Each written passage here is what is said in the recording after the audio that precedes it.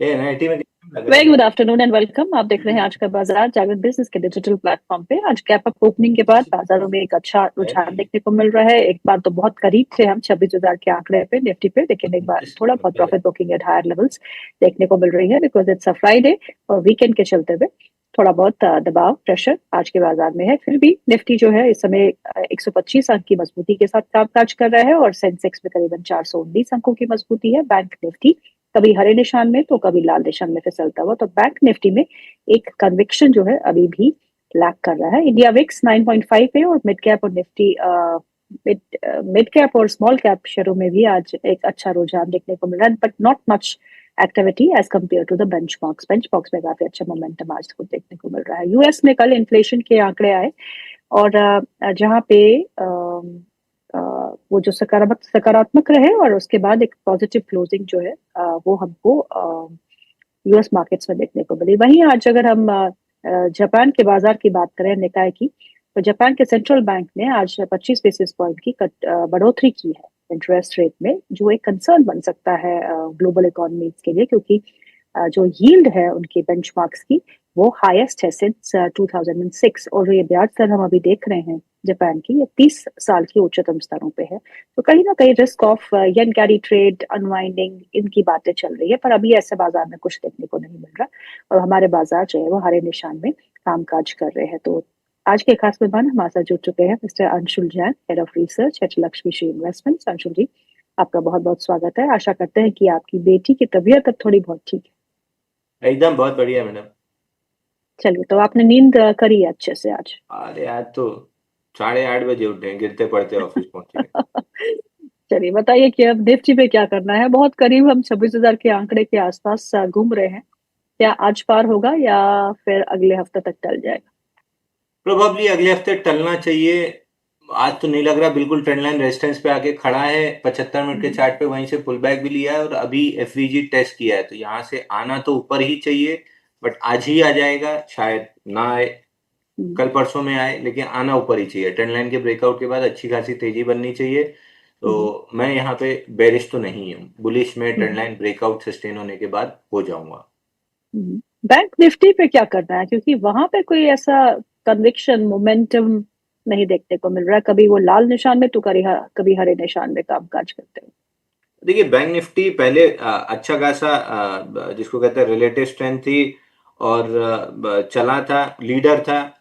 3 बार all time high बनाया नया और निफ्टी नहीं बना पाई। तो निफ्टी जब लास्ट में ऑल टाइम हाई बनी, निफ्टी ने करेक्शन भी बहुत कम दिया, बैंक निफ्टी ने उस हिसाब से करेक्शन भी ज्यादा दिया। तो अभी बैंक निफ्टी कंसोलिडेशन मोड में है। इवेंचुअली जब कैचअप करेगी तब बैंक निफ्टी भी चलने लगेगी, बट फिलहाल ऐसा लग रहा है कि ऑटो और मेटल ये मिलके शायद निफ्टी को चलाने के मूड में रहेंगे। तो या और आज रिलायंस भी चलने लगा है, तो इन स्टॉक्स में मूव आना स्टार्ट होगी। बैंकिंग थोड़ा सा एक बैक सीट पर रहेगा, बट इवेंचुअली जिस दिन बैंकिंग कैचअप किया है, लंबी शॉर्ट कवरिंग फिगर होना स्टार्ट हो जाएगी। जैसे हमारे व्यूअर्स के हीरो आप है, वैसे ही आज के बाजार के हीरो जो है दो स्टॉक्स है। वो है रिलायंस, जहाँ पे काफी अच्छा एक रुझान देखने को मिल रहा है 1.6% अप, और दूसरा स्टॉक है इन्फोसिस, जो इस समय अच्छे मोमेंटम में देखने को मिल रहा है। सो इन्फोसिस एंड रिलायंस दोनों ही स्टॉक पे क्या करना है? देखिए, जितने हाय तौबा मचाते हैं 2-4 दिन 5 दिन 1 आध महीना कोई स्टॉक नहीं चलता, उनके लिए इन्फोसिस सबसे बड़ा सबक होना चाहिए।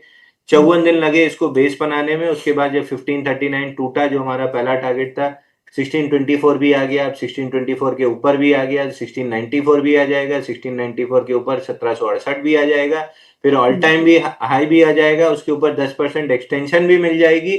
आप टाइमिंग के चक्कर में मुंह देखते बैठे रहेंगे। इसीलिए बोलता हूँ लार्ज कैप में टाइमिंग करने की जगह कहीं ना कहीं एंटर मार लीजिए, डिप मिलती है तो ऐड कर लीजिए, और रैलीज मिलती हैं, ट्रेडर हैं तो रेजिस्टेंसेस पे बेचते चलिए, इन्वेस्टर हैं तो शांति से पकड़े रहिए।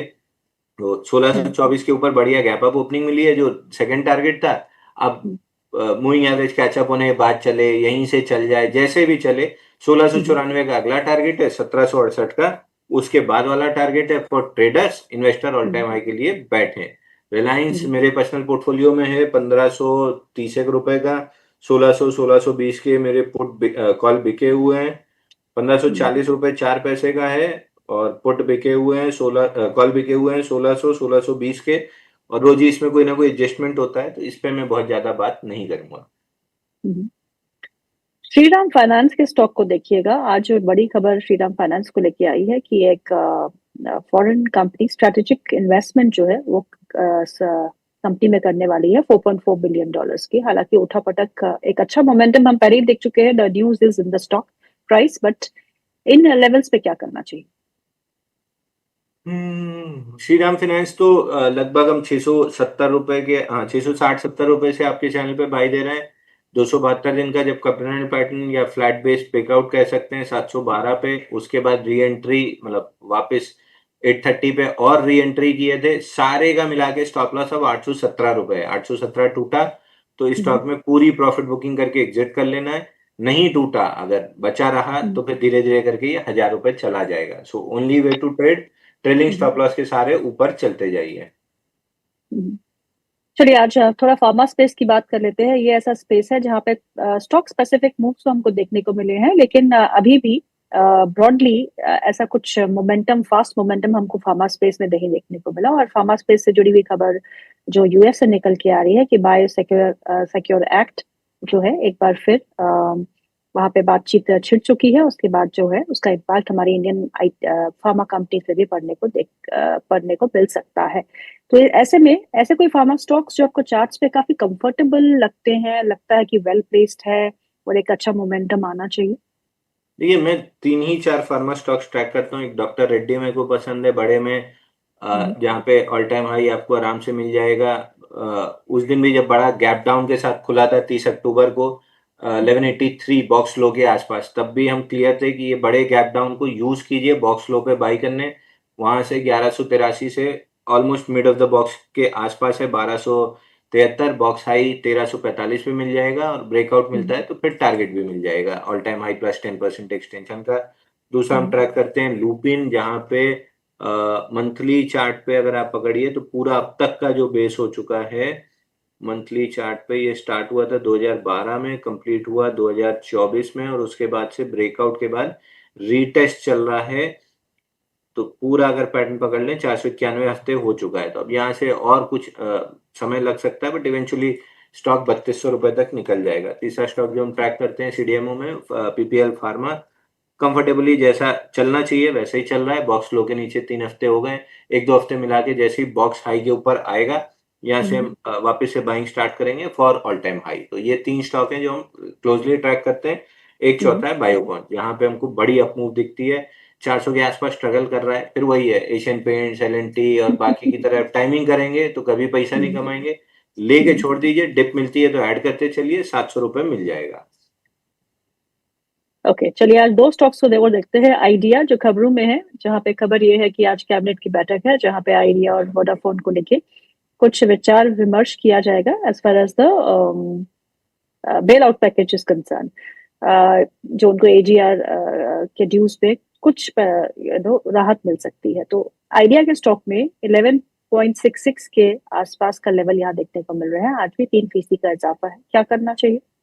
1240 का टारगेट था, 1047 टूटने के बाद धीरे धीरे रेंगते सरकते उसकी तरफ चल रहा है। अगर ट्रेडर हैं तो डिप्स पे मतलब सही राइजिंग मूविंग एवरेज पे टाइटनेस बाई कर सकते हैं, फॉलिंग मूविंग एवरेज पे टाइटनेस सेल कर सकते हैं। बट आइडिया ट्रेडिंग स्टॉक के अलावा कुछ भी नहीं है और फिलहाल हम्म। 1047 का ब्रेकआउट है, 1240 का टारगेट है। विशाल मेगामार्ट आज 136 के लेवल पे है, इनसे क्या करना है? Vishal mega mart 50 day moving average और स्ट्रक्चर रेजिस्टेंस 138 पे है, वहां से शायद गिरावट आए। पहले एक बार जब तक 117 नहीं आ रहा मेरा कोई इंटरेस्ट नहीं है, या फिर 155-60 का लेवल टूटे तो इंटरेस्ट आएगा। इस बीच में हम्म, मेरा कोई इंटरेस्ट नहीं है, ये बीच में बेस बिल्डिंग में ही फंसा रहेगा। हम्म। चलिए एक सवाल आया है आपके लिए आशु जी का। वो पूछते हैं रिको ऑटो उन्होंने 127 में खरीदा है, जहां तक मुझे याद है कल आपने कहा था कि रिको ऑटो आपकी बाई लिस्ट में है। टारगेट क्या रहेगा वो आपसे पूछ रहे हैं, कल रिको और ऑटो आज में हमने टारगेट बाई भी बदल गया दिया क्या? है। रिको ऑटो हमने अपने क्लाइंट्स को बाई भी दिया है। स्टॉप लॉस कितना है भाई इतना, देखिए बता। रिको ऑटो हमने बाई भी दिया अपने क्लाइंट्स को 128 रुपए पे। 123 का क्लोजिंग बेसिस स्टॉप लॉस है। कल 123.55 की क्लोजिंग थी, 123 के नीचे अगर क्लोज करता है तो हम एग्जिट भी कर लेंगे। ओके, चिराग का सवाल है। वो पूछते हैं एनएमडीसी के बारे में, उनकी by price is 88 rupees, please give your short term view. NMDC जब तक 79 के ऊपर नहीं निकलता कुछ भी नहीं कर रहा है। 79 निकलने के बाद 87 और उसके बाद में भी 110 रुपए तक के टारगेट मिल जाएंगे। चलिए आज कुछ स्टॉक्स को देखते हैं जो अपने 52 हफ्ते के उच्चतम स्तरों पे कामकाज कर रहे हैं। ऑल टाइम हाई पे भी अशोक लेलैंड में काफी अच्छा एक मूव देखने को मिल रहा है और आज 173 के लेवल पे समय कामकाज कर रहा है। आज भी 1% ऊपर का यहाँ पे मोमेंटम देखने को मिल रहा है। आईडीएफसी फर्स्ट बैंक बहुत दिनों के बाद 84 लेवल के आसपास एक बार फिर, दोनों ही स्टॉक्स पे क्या रणनीति? आईडीएफसी फर्स्ट बैंक तो जैसा हमने डिस्कस किया था कंफर्टेबली वैसे ही चल रहा है। 76 ऑड लेवल का ब्रेकआउट था, 76.07 का ब्रेकआउट था, 84.5 का पहला टारगेट था जो आ चुका। अब 84.5 के पास अगर अच्छी कंसोलिडेशन करके ब्रेकआउट देता है, ऑल टाइम हाई और 110 दो टारगेट खुलेंगे। कंसोलिडेशन फिलहाल तो ठीक ही थी प्री ब्रेकआउट, थोड़ी सी और ऊपर होनी चाहिए थी। तो 8450 के ऊपर जैसे ही टिकने लगेगा, ऑल टाइम हाई प्लस 110 ये दो टारगेट आपको आराम से मिल जाएंगे। और अशोक लेलैंड? अशोक लीलैंड इसमें तो अब बस ट्रेलिंग स्टॉप लॉस लगाना है 165 का, और जब वो ट्रिगर हो तो एग्जिट करके भूल जाना है। मतलब it is towards it's fag and, right? हाँ। जी चलिए कुछ और स्टॉक्स देख लेते हैं जहां पे एक अच्छा मोमेंटम बहुत दिनों के बाद देखने को मिल रहा है। वो है Tata Elxsi. Tata Elxsi is up nearly 6%। Top gainers में आज शामिल है, लेकिन पूरे साल इसने कुछ नहीं किया। ये तो 700 7400 के लेवल से नीचे गिरा है। इन लेवल्स के आसपास इस लेवल पे खरीदारी करनी चाहिए या सिर्फ it's just a blip, one day blip, इसको भूल जाएं? नहीं, वीकली चार्ट पे सॉरी मंथली चार्ट पे एक रिवर्सल बनाने की कोशिश है। मैं मंथ एंड तक का वेट करूंगा।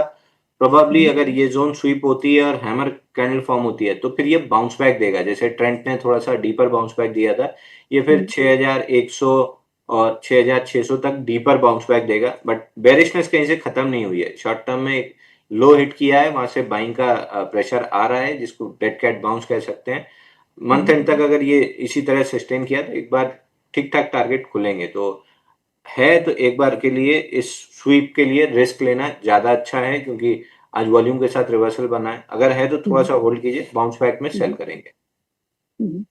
ओला इलेक्ट्रिक में आज 10% का इजाफा है और खबरें जो थी पहले तो हिस्सेदारी बेचने की थी, लेकिन उसके बाद प्लेज रिलीज हुआ है तो उसके बाद एक मोमेंटम आया हुआ है। बॉटम से थोड़ी बहुत बाइंग आई है।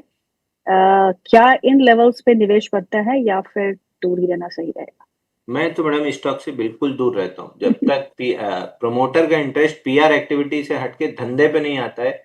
मेरे को कोई इंटरेस्ट नहीं है। पैसा खर्च करके पीआर कराने की जगह पैसा खर्च करके फैसिलिटी सुधार लो, जहां से आफ्टर सेल सर्विस सुधर जाएगी तो सेल्स अच्छी हो जाएगी तो धंधा अच्छा हो जाएगा। तो पैसा खर्च कर ही रहे, ढंग की जगह खर्च करें ना।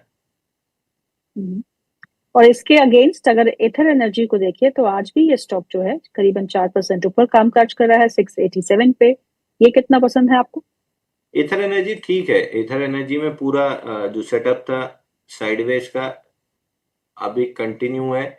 636 के नीचे वीक हो जाएगा और ब्रेकआउट मिलेगा इसको 724.70, 725 के ऊपर ब्रेकआउट है, 636 के नीचे ब्रेकडाउन है। फिलहाल बीच में है तो कोई इंटरेस्ट नहीं है। जिससे आपका पैटर्न बन रहा है, ब्रेकआउट आने की प्रोबेबिलिटी 70% है, ब्रेकडाउन की 30% है। तो I would go with the probability, but मैं ब्रेकआउट के बाद ही प्ले करूंगा। ओके, और स्टार स्टॉक्स में भी एक अच्छा मोमेंटम है। जेके टायर आज करीबन 6% ऊपर है। सीएट जो है उसमें भी आज 4.5% का इजाफा देखने को मिल रहा है। Anything that you like in tyre space? देखिए, जेके टायर में एक फ्लैग पैटर्न का वीकली पे ब्रेकआउट आया है। I am not very keen और इंटरेस्टेड इन दिस ब्रेकआउट। मैंने सुबह दिया नहीं था, सुबह से बार बार लिस्ट में आ रहा था, बड़े सौदे हो रहे हैं। 476 का ब्रेकआउट है, अगर प्ले कर रहे हैं तो स्टॉप लॉस आपका 450 का क्लोजिंग बेसिस है, और ऊपर में इमीडिएट रेजिस्टेंस आपका 502.45 है, वहां तक आ सकता है। ओके, सोमनाथ गुजरात से आपके लिए एक मैसेज आया है और ये बोल रहे हैं, निक्स अपने आप को बोलते हैं, अंशुल सर का बहुत बड़ा फैन हूँ। His view on Trualt bio energy and Jaro please. कैसे कैसे नाम के स्टॉक? ट्राल्ट बायो एनर्जी तो लिस्टिंग के बाद से कंटिन्यू गिर रहा है। 3000 करोड़ का हम्म मार्केट कैप है। अक्टूबर में ₹5 का नेगेटिव ईपीएस पोस्ट किए हैं। ऑपरेटिंग मार्जिन -22% है। मेरे को नहीं पसंद है स्टॉक, फंडामेंटल लेवल पे भी खराब है। टेक्निकली आईपीओ लो जो बना था 401.85 उसको स्वीप कर रहा है, बट मेरा इंटरेस्ट नहीं है इस काउंटर में, खराब काउंटर है, दूर रहना चाहिए। दूसरा कौन सा था? जारो। जारो। जारो तो कोई नहीं है। एक्सारो पता नहीं। Tiles okay, may be. नहीं मिल रहा। एक्सारो यार टाइल्स मेन होगा तो 7-8 रुपए का है, लेकिन टाइल्स में फिर एशियन टाइल्स ज्यादा अच्छा ब्रेकआउट दिया है। आई नो मेन स्ट्रीम में से इनको स्टॉक्स नहीं मिलते, पता नहीं कहाँ कहाँ से चुन के लाते हैं हमारे व्यूअर्स भी स्टॉक्स। मैम इस आदमी की बुराई मत कीजिए। मैं जब सोमनाथ गया था तो अगला बंदा ढूंढ धाड़ के मेरे को मंदिर के बाहर से पकड़ के अपनी बाइक पे बिठा के आधा सोमनाथ घुमा के वापस छोड़ा था। मैं अच्छा। भाई की बुराई नहीं सुनूंगा। अरे वाह, ऐसे इतने अच्छे फैन है आपके यहाँ। अंशुल जी अपने कभी बताया नहीं। हाँ, मंदिर के बाहर चलिए। इनने धर लिया था मेरे को। ग्रेट। आदित्य का सवाल है, वो पूछते हैं, मैं टाटा मोटर्स पैसेंजर व्हीकल में फंस चुका हूँ 506 के भाव पे। क्या मैं इस प्राइस को 1 साल में वापस देख पाऊंगा? शुड आई बुक लॉस और शुड आई स्टे इन्वेस्टेड? देखिए 378 के नीचे ब्रेक डाउन था, गैप के साथ 337-70 तक नीचे गया। हम जिस पुल बैक की एक्सपेक्टेशन रख रहे थे वो अब आना स्टार्ट हुई है। पुल बैक में may be 363, 50 day moving average 372 और ब्रेक डाउन पॉइंट 378, जहां तक भी ब्रेक पुल बैक आए बेचने की कोशिश कीजिए, क्योंकि 320-70 का टारगेट है। एनी डे अगर आप टाटा मोटर में ही रहना चाहते हैं तो हमेशा टाटा मोटर का कमर्शियल व्हीकल ज्यादा अच्छा परफॉर्म किया है। पैसेंजर व्हीकल में ये हमेशा स्ट्रगल किए हैं, तो लॉन्ग करेक्ट। टर्म के लिए अगर रखना भी है तो कमर्शियल व्हीकल रखिए, ना कि पैसेंजर व्हीकल। ओके। अगला सवाल जो है वो अक्ष गोयल जी का है, वो आपके बहुत बड़े फैन है। 361